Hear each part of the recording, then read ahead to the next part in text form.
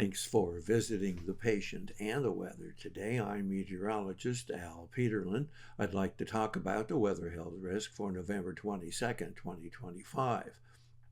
We do keep additional graphics available at tpatw.com.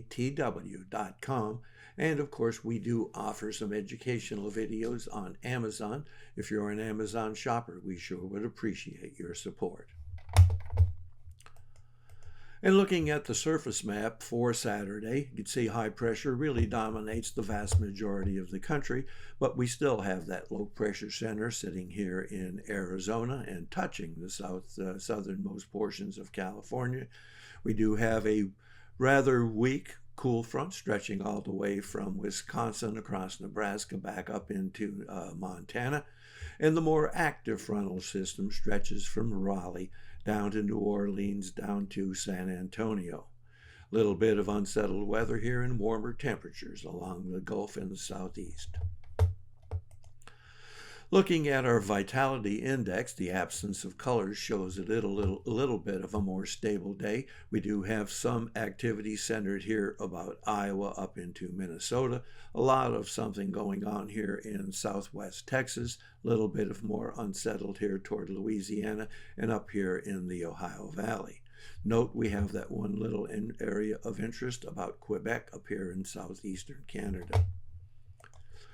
Looking at pressure change, and this is a weather issue that impacts quite a few people. You'll see that mostly we have rising pressure, and this is post-frontal rising pressure here in eastern Montana and the Dakotas, north and south, stretching on into southern Canada. We have rising pressure down here in the middle Mississippi Valley from Oklahoma, eastern Texas, across northern Louisiana, centered about Arkansas and Missouri, and then stretching into the Ohio Valley here along southern Illinois, southern Indiana. And again, note we have that rising pressure here about Quebec. While temperatures are relatively mild, we do want to take a look at dew point temperatures, and you can see that we have rising dew point temperatures here in Southern California, a little bit of rising dew point temperatures here in the Central Plains. As we go to the vapor pressure, because it's a little better at looking at exactly where you can see that moisture inflow, you'll see that the inflow has shifted just a bit from Southern California into more strictly into Arizona, but that will be changing. We have a lot of moisture still flowing into extremely southwest Texas, and then a little bit of moisture across the Carolinas. The moisture here up in Minnesota is enough to give us some activity, and I think that's associated with that frontal system that we talked about.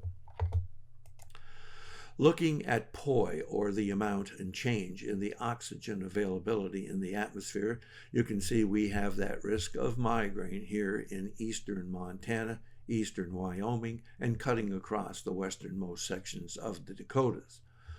A more significant area of migraine stretches really from eastern Texas, and we're talking about Dallas to Houston and northeast, cutting across Louisiana, Arkansas, Missouri, into Tennessee and Kentucky, cutting across Illinois, Indiana, Ohio, across West Virginia, across Pennsylvania, up into upstate New York, and then across all of New England. And we're taking in all of the Canadian cities from Windsor to Quebec. And note, the most significant area of impact is here about Arkansas, Missouri, into southern Illinois. And then we pick up again here in New York, across the boundary into northern New England, and picking up some of those Canadian cities. The risk of asthma and arthritis, very significant here in the Pacific Northwest, the westernmost sections of Washington, Oregon. We're picking up a significant risk of arthritis and asthma across Southern California into Arizona, and really cutting across southern New Mexico. We're picking up again here with that frontal system, stretching all the way from Kansas across eastern, southeastern Nebraska, Iowa, Minnesota, Wisconsin, and the Michigan Upper Peninsula.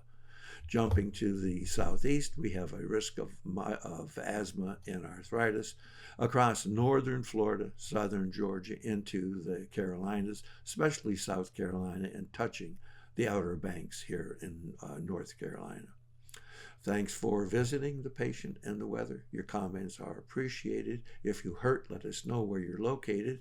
And don't forget, this is that holiday season, and our educational videos are on Amazon, and you actually can shop Amazon from our patient weather.